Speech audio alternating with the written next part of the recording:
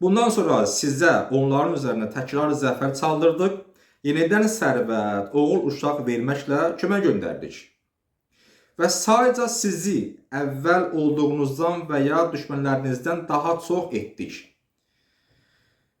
Obrasaya, yaxşılıq da etsəniz, özünüzə etmiş olursunuz. Pislik də, qəşayədir bu. Məsələn, biri sənə əl tutub. Mən sənə filan şey etmək yox ki, özü eləmirsən. Sən mən əl tutmağlığın özüədir. Mənə pis etməlini özüədir qiyamət günündə sən xeyrə və əleyhə olacaq.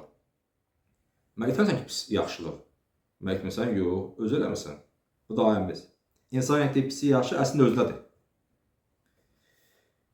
İkinci fitnə fəsadınızın cəza vaxtı gəldikdə, üzünüzü qara etmək, sizi xəcil etmək, məscidinizə birinci dəfə girdikləri kimi girmək və ələ keçirdikləri hər şeyi məhv etmək üçün Fars və Rum padşahlarını üstünüzə göndərdik. Siz Yahyanı öldürdünüz. Onlar əvəzində sizi qətl edib, məbədinizi dağıdıb, yurdunuzu viran qoydular. Obrasaya, tövbə edəcəyiniz təqdirdə ola bilsin ki, Rəbbiniz sizə rəhm etsin. Ola bilsin. Və niyə ola bilsin? Axı tövbə var. Mümkün bunun tövbəsi dildədir və ya məcburdur və ya şəraiti yoxdur deyə hoqqanı çıxartmır. O yüzden bəlkə. Yəni tövbən olsa hə. Əgər siz yaramaz əməllərinizə qayıtsanız, artıq tövbə mənası yoxdur. Biz də sizə yenidən cəza verərik. Biz cəhənnəmin kafirlərdən ötürü bir zindan etdik. İsra surəsi 4-dən 8-ə olan ayələrimiz bu. Bunlar niyə oxuduq biz? Nəticə. Əgər siz yaramaz əməllərinizə qayıtsanız, kimə danışır bu mövzu? İctimaiyyətdən, cəmiyyətdən. Cəmiyyət Peyğəmbər öldürdü. Əgər siz yaramaz əməllərinə qayıtsanız, biz də boşlayamayacaq, sizə cəza verəcək. Cümləsi xitab olunanlar, kimə ki deyib, siz tövbə etməsəniz və ya təzən günah etsiniz, bizə cəza verəcək. Deyir bu, xitab olunanlar, kimə ki müraciət olunub, vahid bir ümmət olduğu üçün. Onlar yığışmışlar bir yerə. Cəmiyyətlər üzərində hakim olan qanunların ənənə halında olmasını aydınlaşdırır. Bunların dəbidir Peyğəmbər öldürmək. Yetkin qara qəbul ediblər. Nə olsun ümmətdir, nə olsun cəmiyyətdir, nə olsun bunların dəbidir, amma pis dəbidir. Bu bədbəxtçidir həqiqətən, pis şeydir bu. Təsəvvürlə pis bir şey, onlara inancıdır. Pis bir şey.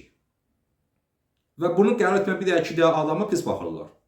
Deyirlər, gəldi yenə bu, molla gəldi yenə. Ya məsələn, sinəlim, yenə gəldi bu 14-cü, 7-ci əsr bundan, 7-ci əsrdən çıxan bu hicablı. Filan. Nə olsun mən təkəm? Axı siz pis yoldasınız da. Bəzi düşünürlər ki, cəmiyyətin hər qərarı haqlıdır. Yox, elə şey yoxdur. Cəmiyyətin haqqa əsaslanan qərarı haqlıdır. İlahi ədalətlə köklənən, əsaslanan bu qərarı düzgün sayılacaq. Hələ cəmiyyət nədir, budur, azlıq çoxluğa tabidir, bu nədir bu, hansı qanundur? O vaxt tabiyə ki, ağıllı qərar verəcəksən.